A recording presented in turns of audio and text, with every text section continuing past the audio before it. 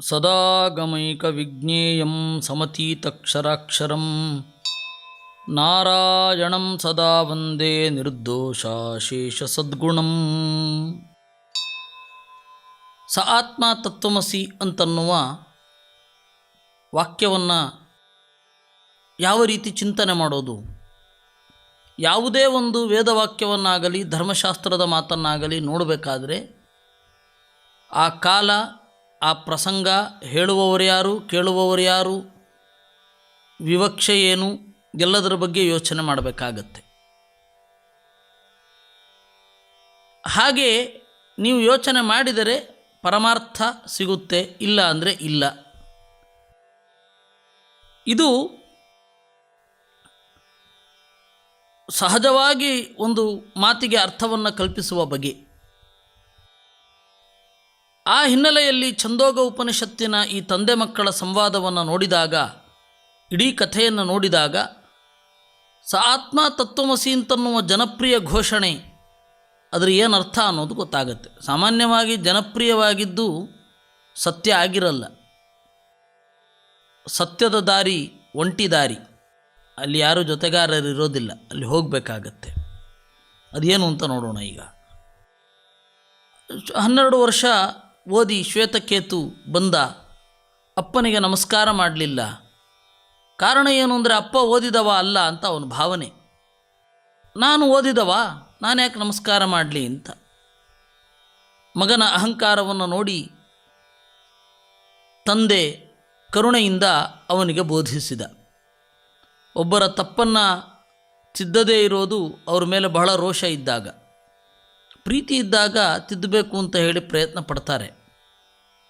ಹಾಗೆ ಇಲ್ಲಿ ಮಗನ ಮೇಲೆ ಪ್ರೀತಿ ಇದ್ದದ್ರಿಂದ ಕೇಳಿದ, ಮಗನೇ, ಗುರುಕುಲದಲ್ಲಿ ಆ ತತ್ವವನ್ನು ಕೇಳಿದೆಯಾ?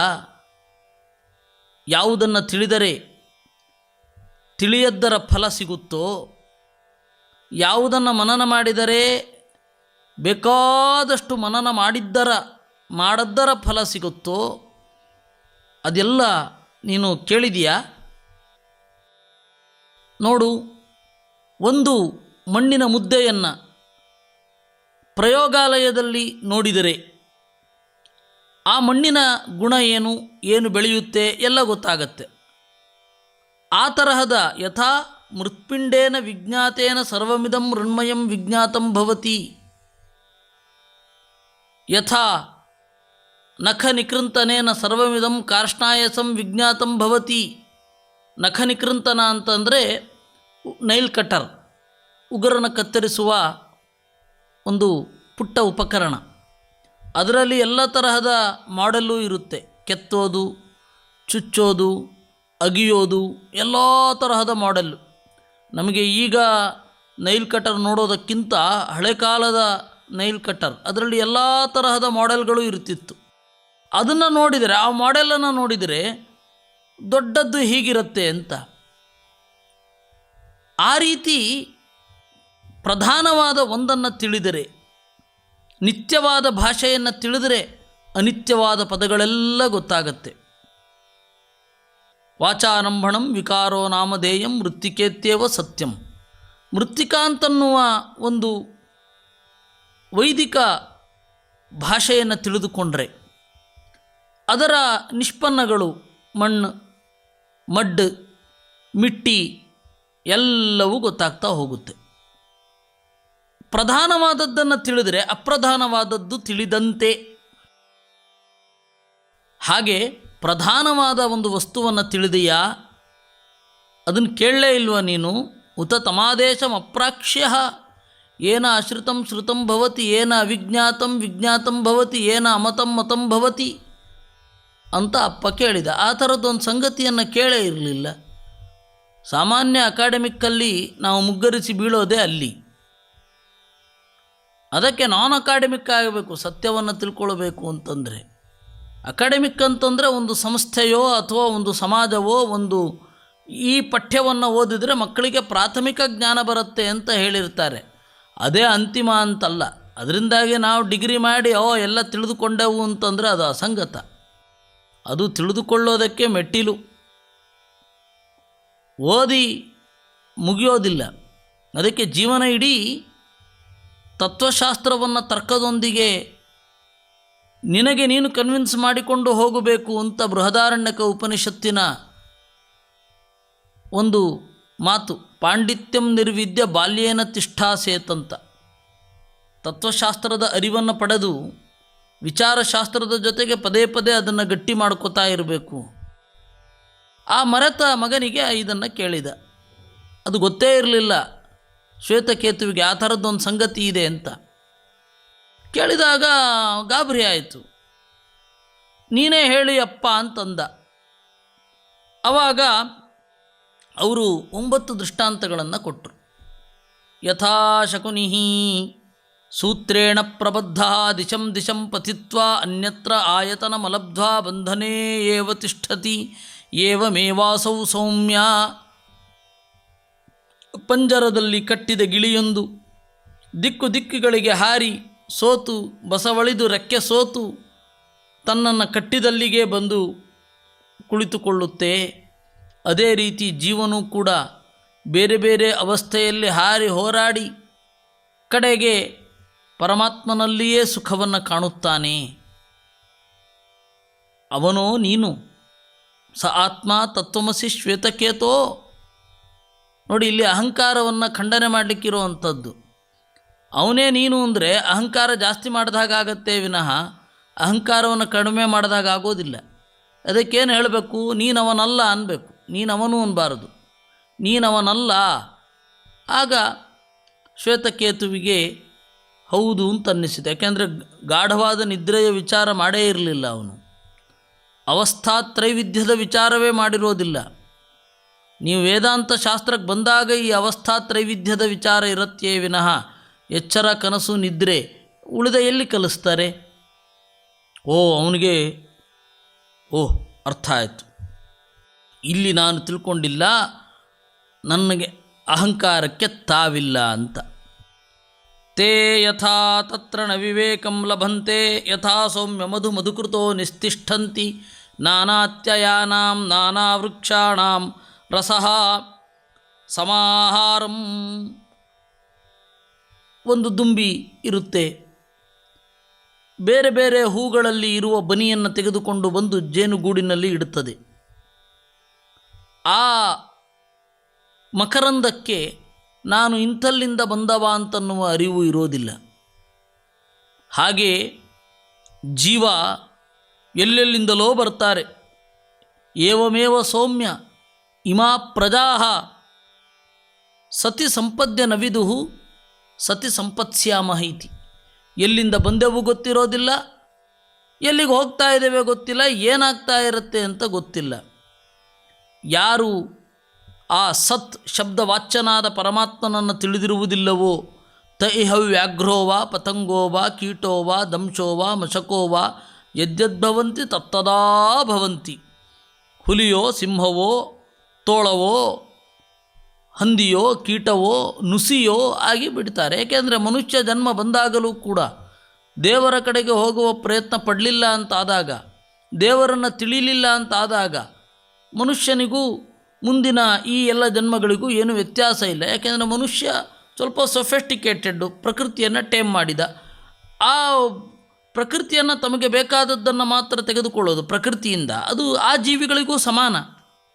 ಅದರಿಂದ ದೇವರನ್ನು ತಿಳಿಯಬೇಕು. ಇದು ಎರಡನೆಯ ಉದಾಹರಣೆ. ಯಥಾ ಸೌಮ್ಯ ಇಮಾ ನದ್ಯ ಪುರಸ್ತಾತ್ ಪ್ರಾಚ್ಯ ಸ್ಯಂದಂತೆ ಪಶ್ಚಾತ್ ಪ್ರತೀಚ್ಯ. ಈ ನದಿಗಳು ಎಲ್ಲ ಕಡೆಯಿಂದ ಎಲ್ಲ ಕಡೆಗೆ ಹೋಗುವುದನ್ನು ನಾವು ಕಾಣ್ತೇವೆ. ಪೂರ್ವದಿಂದ ಪಶ್ಚಿಮಕ್ಕೆ, ಪಶ್ಚಿಮದಿಂದ ಪೂರ್ವಕ್ಕೆ, ಎಲ್ಲ ಕಡೆಗೆ ಹೋಗಿ ಸಮುದ್ರಾತ್ ಸಮುದ್ರಮೇವ ಅಪಿಯಂತಿ. ಸಮುದ್ರದಿಂದ ನದಿಗಳು ಬರ್ತವೆ, ಸಮುದ್ರಕ್ಕೆ ಹೋಗಿ ಸೇರ್ತವೆ. ಸಮುದ್ರಕ್ಕೆ ಸೇರೋದು ಗೊತ್ತು, ಸಮುದ್ರದಿಂದ ಮತ್ತು ನದಿ ಹೇಗೆ ಬರುತ್ತೆ ಅನ್ನೋದಕ್ಕೆ ಉಪನಿಷತ್ ಭಾಷ್ಯದಲ್ಲಿ ಒಂದು ವಿವರಣೆ ಇದೆ. ಸ್ವಕೀಯ ಮುದಕಂ ನದ್ಯ ಸಮುದ್ರೇ ನೈವ ಜಾನತೆ ವಾಯುಸ್ತು ತತ್ ಪೃಥಗ್ ಜ್ಞಾತ್ವ ಮೇಘೇ ಕೃತ್ವ ಪ್ರವರಚತಿ ಅಂತ. ಎಲ್ಲ ನದ್ಯಾಭಿಮಾನಿನಿ ದೇವತೆಗಳಿಗೆ ತಮ್ಮ ನೀರು ಯಾವುದು ಅನ್ನೋದು ಗೊತ್ತಿರೋದಿಲ್ಲ. ಏಕೆಂದರೆ ನದಿಗಳಿಗೆ ಹೆಸರು ಬರೋದು ಅಭಿಮಾನಿನಿ ದೇವತೆಗಳಿಂದ ಅಥವಾ ಅಭಿಮಾನಿ ದೇವತೆಗಳಿಂದ. ಕೆಲವು ನದಿಯನ್ನು ನದ ಅಂತ ಕರೀತಾರೆ, ಕೆಲವನ್ನು ನದಿ ಅಂತ ಕರೀತಾರೆ. ನದ ಯಾಕೆ? ಸಿಂಧು ನದ ಯಾಕೆ? ಶೋಣ ನದ ಯಾಕೆ? ಬ್ರಹ್ಮಪುತ್ರ ನದ ಯಾಕೆ? ಅದರ ಅಭಿಮಾನಿ ದೇವತೆ ಗಂಡು, ಆದ್ದರಿಂದಾಗಿ ಅದು ನದ. ಗಂಗಾ, ಯಮುನಾ, ಸರಸ್ವತಿ, ಸಿಂಧು ಈ ಎಲ್ಲ ನೀರಿನ ಅಭಿಮಾನಿ ದೇವತೆಗಳು, ಕಾವೇರಿ ಇವರೆಲ್ಲ ಸ್ತ್ರೀಯರು, ಅದರಿಂದಾಗಿ ನದಿ ಅಂತ ಕರೆಯೋದು. ಈ ಎಲ್ಲ ತರಹದ ನದಿಗಳು ತಮ್ಮ ನೀರು ಯಾವುದು ಅಂತ ಹೇಳಿ ಸಮುದ್ರಕ್ಕೆ ಹೋದ್ಮೇಲೆ ಗೊತ್ತೇ ಆಗಲ್ಲ. ನಮ್ಮ ಕಂಟ್ರೋಲಲ್ಲಿರುವ ನೀರು ಯಾವುದು ಅಂತ ಮುಖ್ಯ ಪ್ರಾಣನಿಗೆ ಅದು ಗೊತ್ತು. ಅದನ್ನು ಸೂರ್ಯನ ಮೂಲಕ ಹೀರಿ ಮೋಡದಲ್ಲಿ ಇಟ್ಟು ಮತ್ತೆ ಅದೇ ಮೋಡವನ್ನು ಅದೇ ನದಿಯಲ್ಲಿ ನೀರು ಸುರಿಯುವಂತೆ ಮಾಡ್ತಾನೆ. ಇದು ಆಚಾರ್ಯರು ನಮಗೆ ಕೊಟ್ಟದ್ದು. ಇದಕ್ಕಿಂತ ಮೊದಲು ಒಂದು ಕಲ್ಪನೆ ಇತ್ತು ಗ್ರೀಕರಲ್ಲಿ. ಪ್ರತಿಯೊಂದು ನದಿ ನೀರಲ್ಲೂ ಸ್ನಾನ ಮಾಡಿರ್ತಾನೆ. ಯಾಕೆಂದರೆ ಎಲ್ಲ ಸಮುದ್ರಕ್ಕೆ ಹೋಗಿ ಸೇರೋದು.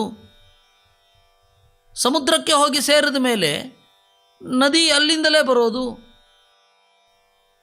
ಆ ನದಿಯ ನೀರು ಎಲ್ಲಿಂದ ಎಲ್ಲಿಗೆ ಬೇಕಾದರೂ ಹೋಗ್ಬೋದು. ನೈಲ್ ನದಿಯ ನೀರು ಗಂಗೆಯಲ್ಲೂ ಬೀಳಬಹುದು, ಗಂಗೆಯ ನೀರು ಕಾವೇರಿಯಲ್ಲಿಯೂ ಬೀಳಬಹುದು. ಅದರಿಂದಾಗಿ ಪ್ರತಿಯೊಬ್ಬರೂ ಪ್ರತಿಯೊಂದು ನದಿಯಲ್ಲೂ ಸ್ನಾನ ಮಾಡಬಹುದು ಅಂತ ಒಂದು ಕಾನ್ಸೆಪ್ಟ್ ಗ್ರೀಕರಲ್ಲಿ ಇತ್ತು. ಆದರೆ ಅದನ್ನು ಪ್ರಾಚೀನ ಭಾರತದವರು ಒಪ್ಪೋದಿಲ್ಲ. ಏಕೆಂದರೆ ನದಿಗೆ ಅಭಿಮಾನಿನಿ ದೇವತೆಗಳ ಹೆಸರೇ ಇರುತ್ತೆ, ಆ ಊರಿನ ಹೆಸರಲ್ಲ. ಶ್ರೀರಂಗಪಟ್ಟಣ ನದಿಯಿಂದ ಯಾಕೆ ಕರೆಯೋಲ್ಲ?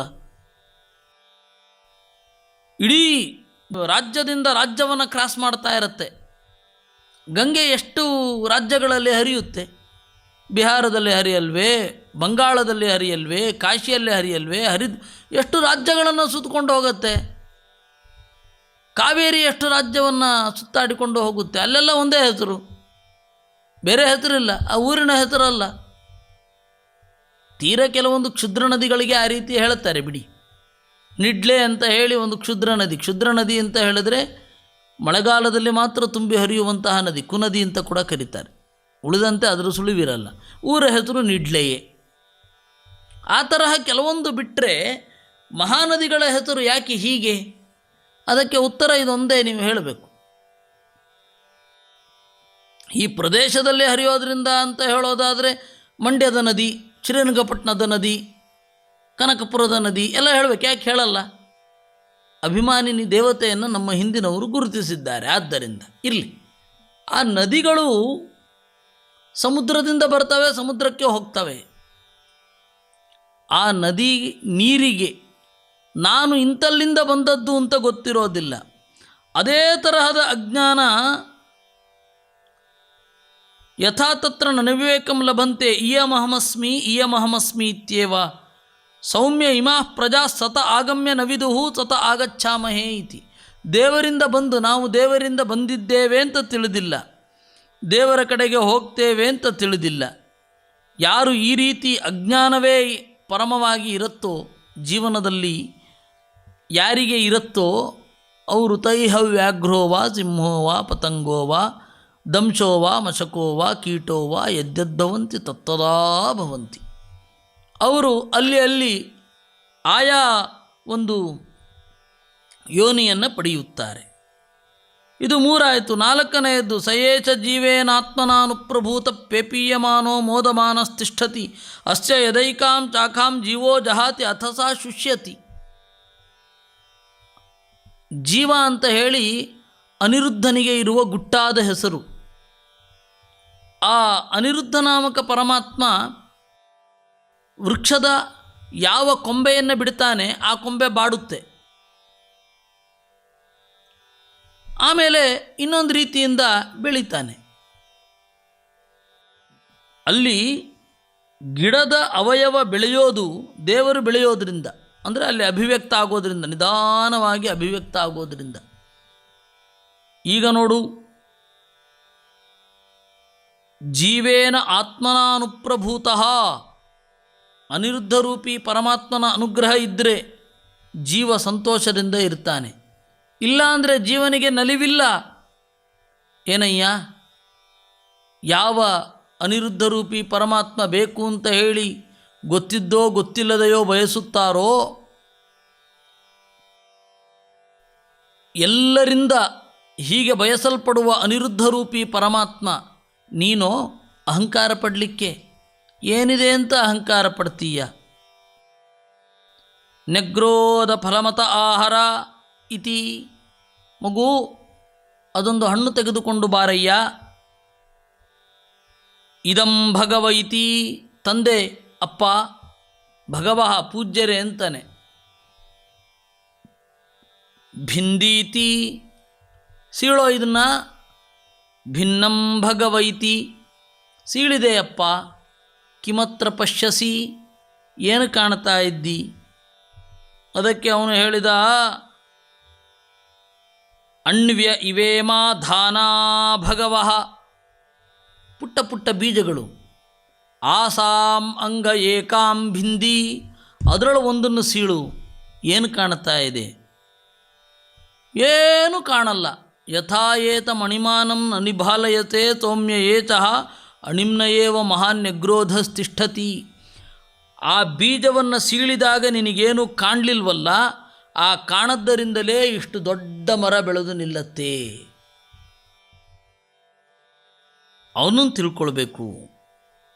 ಲವಣಮೇತದುದಕೆ ಅವಧಾಯ ಅಥಮಾ ಪ್ರಾತರುಪಸೀದತಾ. ನೋಡು, ಉಪ್ಪು ತೆಗೆದುಕೊಂಡು ಬಾ, ನೀರಿನಲ್ಲಿ ಕದಡು, ನಾಳೆ ಬೆಳಗ್ಗೆ ಈ ನೀರನ್ನು ತೆಗೆದುಕೊಂಡು ಬಾ ಅಂತ ಗುರುಗಳು ಹೇಳಿದರು. ಅದರಂತೆ ಮಗ ಬಂದ. ಎಲ್ಲೋ ಉಪ್ಪು ಎಲ್ಲಿ ಅಂತ ಕೇಳಿದ್ರು. ತದ್ಧ ಅವಮೃಶ್ಯನ ವಿವೇದ, ನೋಡ್ದ, ಅಪ್ಪ ಉಪ್ಪಿಲ್ಲ ಅಂದ. 12 ವರ್ಷ ಓದಿ ಬಂದಿದ್ದ ಅವನಿಗೆ. ಈಗಿನ ಮಕ್ಕಳಿಗೂ ಅಷ್ಟೇ. ನೀವು ಕೇಳಿ, ನೀರು ಎಲ್ಲಿಂದ ಬರುತ್ತೆ ಅಂದರೆ ಟ್ಯಾಂಕಿಂದ ಅಂತಾರೆ ಅವರು. ನದಿ, ಬಾವಿ ಗೊತ್ತೇ ಇಲ್ಲ. ಹಾಗೆ ಮುಂದೆ ಮುಂದೆ ಹೋಗ್ತಾ ಈ ಜ್ಞಾನವೇ ಬಹಳ ದೊಡ್ಡದಾಗ್ಬಿಡತ್ತೆ. ಸರಿ, ಅದನ್ನು 3 ಭಾಗ ಮಾಡು. 3 ಭಾಗ ಮಾಡಿದೆ ಅಪ್ಪ. ಮಧ್ಯಾದಾಚಾಮೇತಿ, ಅದರ ಮಧ್ಯಭಾಗದಿಂದ ಆಚಮನ ಮಾಡು. ಹೇಗಿದೆ? ಲವಣಮಿತಿ, ಉಪ್ಪಾಗಿದೆ ಅಪ್ಪ. ಹೌದಾ? ಅದರ ಕಡೆಯ ಭಾಗ ತೆಗೆದಿಟ್ಟಿಯಲ್ಲ, ಅದರಲ್ಲಿ ಆಚಮನ ಮಾಡು. ಆಚಮನ ಮಾಡಿದೆ. ಹೇಗಿದೆ? ಉಪ್ಪು ಅಪ್ಪ. ಮೇಲಿನ ಭಾಗ ತೆಗೆದಿಟ್ಟಿಯಲ್ಲ, ಅದರಲ್ಲಿ ಆಚಮನ ಮಾಡು. ಕುಡಿದೆ. ಕುಡಿದೆ. ಆಯಿತು. ಹೇಗಿದೆ? ಲವಣಮಿತಿ. ಎಲ್ಲವೂ ಉಪ್ಪು, ಬರೇ ಉಪ್ಪು. ನೋಡು, ಉಪ್ಪು ಕಾಣಲಿಲ್ಲ, ಅನುಭವಕ್ಕೆ ಬರ್ತಾ ಇದೆಯೋ ಇಲ್ವೋ? ಆ ರೀತಿ ಅಣಿಮಾನಂ, ಅತ್ಯಂತ ಸೂಕ್ಷ್ಮವಾದ ಪರಮಾತ್ಮ ತತ್ವ ಕಾಣೋದಿಲ್ಲ. ಈಗ ಹೇಳು, ನೀನವನ? ಪ್ರತಿಯೊಂದು ದೃಷ್ಟಾಂತದ ಕಡೆಯಲ್ಲಿ ಇದು ಬರುತ್ತೆ, ನೀನವನೋ ಅಂತ. ಯಥಾ ಸೌಮ್ಯ ಪುರುಷಂ ಗಂಧಾರೇಭ್ಯ ಅಭಿನದ್ಧಾಕ್ಷಮಾನೀಯತಂ ತತೋತಿ ಜನೇ ವಿಸೃಜೇತ್. ಯಾವುದೋ ಊರಿನಿಂದ ಯಾವುದೋ ಊರಿಗೆ ಒಬ್ಬನನ್ನು ಕಣ್ಣು ಕಟ್ಟಿಕೊಂಡು ಬಂದರೆ ಅವನಿಗೆ ಮಾರ್ಗವೇ ಗೊತ್ತಾಗೋದಿಲ್ಲ. ಅವನು ಇನ್ಯಾವುದೋ ಊರಿನಲ್ಲಿ ಕಟ್ಟು ಬಿಚ್ಚಿದಾಗ, ಇಲ್ಲಿ ಎಲ್ಲಿದ್ದೇನೆ ನಾನು, ಏನು ಮಾಡ್ತಾ ಇದ್ದೇನೆ, ಇಲ್ಲಿಯ ಜನರ ಭಾಷೆ ಯಾವುದು, ನನಗೇನು ಈಗ ಸದ್ಯಕ್ಕೆ ಬೇಕು, ಆಮೇಲೆ ಏನು ಬೇಕು, ಎಲ್ಲವನ್ನು ತಿಳಿದುಕೊಂಡು ಯಾರ್ಯಾರನ್ನೋ ಕೇಳ್ತಾ ಅವನ ಊರಿಗೆ ಹೋಗ್ತಾನೆ. ಹಾಗೆ ಈ ಸಂಸಾರದಲ್ಲಿ ಕಣ್ಣು ಪಟ್ಟಿ ಕಟ್ಟಿಬಿಟ್ಟವ ಗುರುಗಳು ಯಾರು, ಆ ಗುರುಗಳು ಯಾವ ರೀತಿ, ನನಗೇನು ಬೇಕಿದೆ, ಈ ಗುರುಗಳು ಏನು ಹೇಳ್ತಾರೆ, ಈ ಗುರುಗಳು ಹೇಳಿದ್ದರಲ್ಲಿ ಈಗ ಸದ್ಯ ನಾನು ಮಾಡಬೇಕಾದದ್ದು ಯಾವುದು, ಆಮೇಲೆ ಮಾಡೋದು ಯಾವುದು, ಇದೆಲ್ಲವನ್ನು ತಿಳಿದುಕೊಂಡು ದೇವರ ಬಳಿಗೆ ಹೋಗ್ತಾನೆ. ಈ ರೀತಿಯಾಗಿ ಚಿಂತನೆ ಮಾಡ್ತಾ ಇರುವ ಎಲ್ಲರೂ ಯಾರನ್ನು ಕುರಿತು ಚಿಂತನೆ ಮಾಡ್ತಾ ಇದ್ದಾರೋ ಅಂತಹ ಪರಮಾತ್ಮನ ನೀನು. ಯಥಾಸ್ಯ ವಾಂಗ್ ಮನಸ್ಸಿ ಸಂಪದ್ಯತೆ ಮನಃಪ್ರಾಣೇ ಪ್ರಾಣಸ್ತೇಜಸಿ ತೇಜ ಪರಸ್ಯಾಂ ದೇವತಾಯಾಂ ತಾವನ್ನ ಜಾನಾತಿ. ಸಾಯುವಾಗ ಒಬ್ಬ ಸಾಧಕ ಈ ರೀತಿ ಚಿಂತನೆ ಮಾಡ್ತಾನೆ. ಪ್ರತಿ ದಿವಸ ರಾತ್ರಿ ಚಿಂತನೆ ಮಾಡೋದು ಸತ್ಸಂಪ್ರದಾಯ. ಮಾತು ಮನಸ್ಸಿನಲ್ಲಿ ನೆಲೆಗೊಂಡಿದೆ. ಮಾತಿನ ಅಭಿಮಾನಿನಿಯಾದ ಪಾರ್ವತಿ ಮನೋಭಿಮಾನಿಯಾದ ಸದಾಶಿವನ ವಶಳಾಗಿದ್ದಾಳೆ. ಮನೋಭಿಮಾನಿಯಾದ ಸದಾಶಿವ ಬುದ್ಧಿತತ್ವಾಭಿಮಾನಿನಿಯಾದ ಸರಸ್ವತಿಯ ವಶನಾಗಿದ್ದಾನೆ. ಮತ್ತು ಪ್ರಳಯ ಕಾಲದಲ್ಲಿ ಅವಳಲ್ಲಿ ಲಯವನ್ನು ಹೊಂದುತ್ತಾನೆ. ಆಮೇಲೆ ಅವಳು ಬ್ರಹ್ಮನಲ್ಲಿ, ಬ್ರಹ್ಮ ತೇಜಸ್ಸಿ ಲಕ್ಷ್ಮೀದೇವಿಯಲ್ಲಿ, ಲಕ್ಷ್ಮೀದೇವಿ ನಾರಾಯಣನಲ್ಲಿ ಲಯವನ್ನು ಹೊಂದುತ್ತಾಳೆ. ಆಶ್ರಯ, ಅಂತಿಮ ಆಶ್ರಯ ಅಂತ ಅರ್ಥ, ಅಂತಿಮ ಆಸರೆ. ಇದು ಒಬ್ಬರನ್ನು ಒಬ್ಬರು ಆಧರಿಸಿರುವ ಬಗೆ. ಆ ತತ್ವ ಎಲ್ಲರಿಗೂ ಆಸರೆ ನೀಡಿ ಯಾರ ಮೇಲೆಯೂ ಡಿಪೆಂಡ್ ಆಗದ ಒಂದು ತತ್ವ ಇದೆಯಲ್ಲ, ಅವನಾ ನೀನು. ಸ ಆತ್ಮ ತತ್ವಮಸಿ ಶ್ವೇತಕೇತೋ ಪುರುಷಂ ಸೌಮ್ಯೋತ ಹಸ್ತಗೃಹೀತ ಮಾನಯಂತಿ ಅಪಹಾರ್ಷಾತ್ ಸ್ಥೇಯಮಕಾರ್ಷೀತ್ ಪರಶುಮಸ್ಮೈ ತಪತ. ಅವಾಗೆಲ್ಲ ಒಂದು ವಿಚಿತ್ರ ಶಿಕ್ಷೆ ಕೊಡ್ತಾಯಿದ್ರು, ದಿವ್ಯ ಅಂತ. ಈ ದಿವ್ಯ ಅಂದರೆ ಯಾವುದೇ ಪ್ರೂಫಿನಿಂದ ತೀರ್ಮಾನ ಮಾಡಲಾಗದೆ, ಅವರ ತಪ್ಪಿಗೆ ಯಾವುದೇ ಪ್ರೂಫ್ ಸಿಗದಿದ್ದರೆ ದಿವ್ಯ ಅಂತ ಒಂದು ಶಿಕ್ಷೆಯನ್ನು ಕೊಡ್ತಾಯಿದ್ರು. ಅದೊಂದು ಟೆಸ್ಟಿಂಗ್. ಅದು ಯೇಷಾಂ ಅನ್ಯತಮಾ ಭಾವೇ ದಿವ್ಯಾನ್ಯತಮ ಮುಚ್ಯತೆ ಅಂತ ಹೇಳಿ ಯಾಜ್ಞವಲ್ಕ್ಯ ಸ್ಮೃತಿ. ಪ್ರಮಾಣಂ ಲಿಖಿತಂ ಭುಕ್ತಿ ಸಾಕ್ಷಿಣಶ್ಚೇತಿ ಕೀರ್ತಿತಾ ಯೇಷಾಂ ಅನ್ಯತಮಾ ಭಾವೇ ದಿವ್ಯಾನ್ಯತಮ ಮುಚ್ಯತೆ ಅಂತ. ಯಾವುದೇ ಒಬ್ಬನ ಸೊತ್ತು, ಒಬ್ಬನ ಅಪರಾಧ ಇತ್ಯಾದಿ ವಿಚಾರಗಳಲ್ಲಿ 4 ವಿಚಾರವನ್ನು ನಾವು ಗಮನಿಸಬೇಕು. ಒಂದು ಪ್ರಮಾಣಂ, ಲಿಖಿತಂ, ಏನಾದರೂ ರಿಟರ್ನ್ ಡಾಕ್ಯುಮೆಂಟ್ ಇದೆಯಾ, ಭುಕ್ತಿ, ಅವನು ಭೋಗಿಸ್ತಾ ಇದ್ದಾನಾ ಇತ್ಯಾದಿಯಾಗಿ. ಹಾಗೆ ವಿಚಾರಿಸಿದಾಗ ಯಾವ ರೀತಿಯಿಂದಲೂ ಒಬ್ಬನ ಸರಿ ತಪ್ಪು ದಾಯ ಇತ್ಯಾದಿಗಳು ತೀರ್ಮಾನ ಆಗದೆ ಹೋದರೆ ದಿವ್ಯ ಅನ್ನುವ ಒಂದು ಟೆಸ್ಟಿಂಗ್ ಪ್ರೊಸೆಸ್ ಇತ್ತು. ಆ ದಿವ್ಯದ ಬಗ್ಗೆ ಹೇಳಿ ದೇವರಲ್ಲಿ ಈ ರೀತಿ ಸಮನ್ವಯವನ್ನು ಮಾಡ್ತಾರೆ. ಅದು ಹೇಗೆ ಅನ್ನೋದನ್ನು ನಾವು ಮುಂದಿನ ಸಂಚಿಕೆಯಲ್ಲಿ ನೋಡೋಣ. ಈಗ ಸುಮಾರು 8 ದೃಷ್ಟಾಂತಗಳನ್ನು ನೋಡಿದ್ದೇವೆ. ಇನ್ನು ಒಂದು ದೃಷ್ಟಾಂತ ಉಂಟು. ಆ ಒಂದು ದೃಷ್ಟಾಂತ ಏನಿದೆ ಅದನ್ನು ಮುಂದಿನ ಸಂಚಿಕೆಯಲ್ಲಿ ನೋಡಿದರೆ ಇದು ಮುಗಿಯುತ್ತೆ. ದೃಷ್ಟಾಂತ ನವಕ, 9 ದೃಷ್ಟಾಂತಗಳಲ್ಲಿ ತತ್ವಮಸಿ ಅಂತನ್ನೋದರ ಅರ್ಥದ ಚಿಂತನೆ ಮುಗಿಯುತ್ತೆ. ಅದನ್ನು ಮುಂದಿನ ಸಂಚಿಕೆಯಲ್ಲಿ ನೋಡೋಣ. ಕೃಷ್ಣಾರ್ಪಣಮಸ್ತು. ಈ ಸಂಚಿಕೆಯನ್ನು ಪ್ರಾಯೋಜಿಸಿದ ವಿ.ಕೆ. ಶ್ರೀನಿವಾಸರಾವ್ ಅವರಿಗೆ ಆಚಾರ್ಯರ ಅನುಗ್ರಹ ಆಗಲಿ, ಅವರು ಈ ಗ್ರಂಥದಿಂದ ವಿಶೇಷ ಆನಂದವನ್ನು ಪಡೆಯಲಿ ಅಂತ ದೇವರಲ್ಲಿ ಕೇಳ್ಕೊಳ್ತಾ ಇದ್ದೇವೆ. ಕೃಷ್ಣಾರ್ಪಣಮಸ್ತು.